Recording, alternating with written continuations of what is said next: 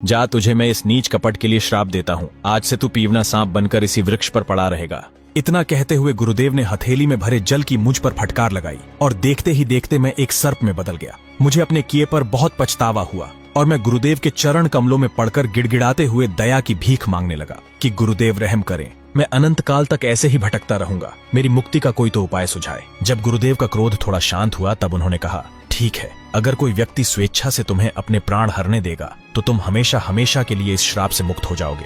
उसके बाद से आज तक यही मेरा निवास स्थान है, अतः लौट जाओ भभूता, तुम्हारी माता घर पर तुम्हारी राह देख रही है। इतना सुनते ही भभूता सिद्ध जी मुस्कुराने लगे और पीवने सर्प से कहा, शायद भगवान शंकर ने मेरी नियति में यही लिखा है। मेरा यहाँ आकर आपसे मिलना महज एक संयोग तो नहीं, मैं आपकी मुक्ति के लिए स्वेच्छा से अपने प्राण देने के लिए तैयार हूँ। तब पीवने सर्प ने कहा, तुम्हें मरने से भय नहीं लगता भभूता? घर पर तुम्हारी माता तुम्हारी राह देख रही है।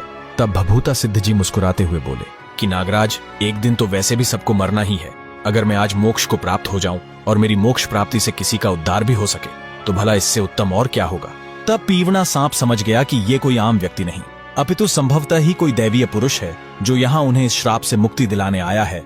तब पीवना सांप समझ गया कि ये कोई आम व्यक्ति नहीं, अपितु संभवतः ही कोई दैवीय पुरुष है जो यहाँ उन्हें इस श्राप से मुक्ति दिलाने आया है। भभूता सिद्ध जी को हाथ जोड़कर उन्हें धन्यवाद देते हुए नागराज ने उनकी इच्छा से उनके प्राण हर लिए और श्राप मुक्त होते हुए नागराज ने उन्हें आशीर्वाद दिया, जो भी सच्चे मन से भभूता सिद्ध जी की भक्ति करेगा उसे किसी भी प्रकार के जहरीले जीव कभी क्षति नहीं पहुंचाएंगे। जब साथ में आए मित्रों ने पीवने सर्प को भभूता सिद्ध जी के प्राण हरते देखा तो रक्षा करने हेतु उनकी तरफ दौड़ पड़े, किंतु अब बहुत देर हो चुकी थी। अपनी आखिरी बची चंद सांसें गिनते हुए भभूता सिद्ध जी ने अपने एक मित्र से कहा कि जाओ और मेरी प्यारी माता को तुरंत इस बारे में सूचित करो कि मेरी नियति को यही मंजूर था। आज्ञा पाते ही उनका एक मित्र घबराया हुआ भभूता सिद्ध जी के घर की ओर दौड़ पड़ा और घर पहुंचकर सारा वृतांत माता को कह सुनाया। इतना सुनते ही माता का कलेजा जैसे फट सा गया। रोती बिलखती माता भभूता भभूता चिल्लाते हुए काली नाड़ी की ओर दौड़ पड़ी। उनकी आंखों से बहती अश्रुधारा एकाएक रुकने का नाम नहीं ले रही थी, और लेती भी कैसे। एक माँ की ममता होती ही ऐसी है जिसको भगवान भी स्वयं से ऊपर का दर्जा देते हैं। जैसे ही माता भभूता सिद्ध जी के पास पहुंची तो देखा उनका देह अब ठंडा पड़ चुका था। उन्हें ये भली भांति ज्ञात हो चुका था कि अब भभूता फिर कभी नहीं बोलेगा, किंतु एक माँ का हृदय यह मानने को तैयार न था और माता जोर जोर से रोते हुए लगातार भभूता भभूता पुकारे जा रही थी कि शायद उनका पुत्र अब तो उठेगा। लेकिन कहते हैं ना, होनी को कोई नहीं टाल सकता।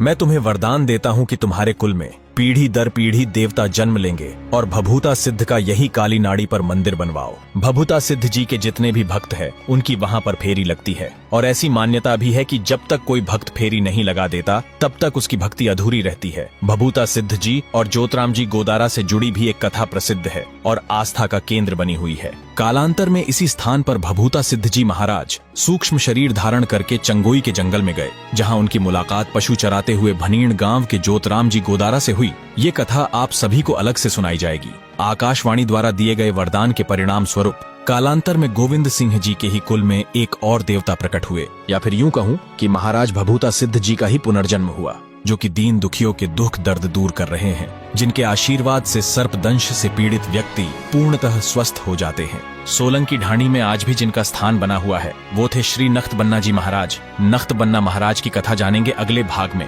हमारा उद्देश्य किसी की भावनाओं को ठेस पहुंचाना नहीं है। अगर वीडियो में भूलवश किसी प्रकार की त्रुटि हुई है तो कृपया क्षमा करें, और आपको भभूता सिद्ध जी महाराज की कथा कैसी लगी हमें कमेंट के माध्यम से जरूर बताएं। धन्यवाद। और माता जोर जोर से रोते हुए लगातार भभूता भभूता पुकारे जा रही थी कि शायद उनका पुत्र अब तो उठेगा। लेकिन कहते हैं ना, होनी को कोई नहीं टाल सकता। उसी समय भभूता सिद्ध जी के पिता भी वहां आ पहुंचे और अपने पुत्र को इस अवस्था में देख दोनों पति पत्नी विलाप करते हुए स्वयं को इसका दोषी मानने लगे। माता कहती कि यदि आज मैंने भभूता को रेवड़ चराने नहीं भेजा होता तो आज हमारा पुत्र जीवित होता। तो वहीं गोविंद सिंह जी को एहसास हो रहा था कि ऐसा इसलिए हुआ क्योंकि उन्होंने अपना दिया वचन पूरा नहीं किया। अगर उन्होंने अपना वचन पूरा किया होता तो आज हमसे दूर गुरु के साथ ही सही भभूता जीवित तो होता। और इसी प्रकार शाम होते होते सोलंकी ढाणी के सभी लोग जंगल में काली नाड़ी के पास इकट्ठा हो गए। लेकिन अभी भी भभूता सिद्ध जी की माताजी पछाड़े खा खा कर रोती हुई बार बार बेहोश हो रही थी। तभी आकाशवाणी हुई कि स्वयं को दोष देना बंद करो। यही भभूता की नियति थी। इसमें ना तो तुम्हारा कोई दोष है और ना ही किसी और का। आखिर तुमने खुद का खोया ही क्या है? मैंने ही तो दिया था और मैंने ही वापस भी ले लिया। इसीलिए ही तो मैंने तुमसे वचन लिया था। फिर भी तुम्हारे साथ किसी प्रकार का अन्याय नहीं होगा। मैं तुम्हें वरदान देता हूँ कि तुम्हारे कुल में पीढ़ी दर पीढ़ी देवता जन्म लेंगे और भभूता सिद्ध का यही काली नाड़ी पर मंदिर बनवाओ और भादो सुदी छठ पर इसका मेला भरवाओ। ये परोपकारी पुरुष है।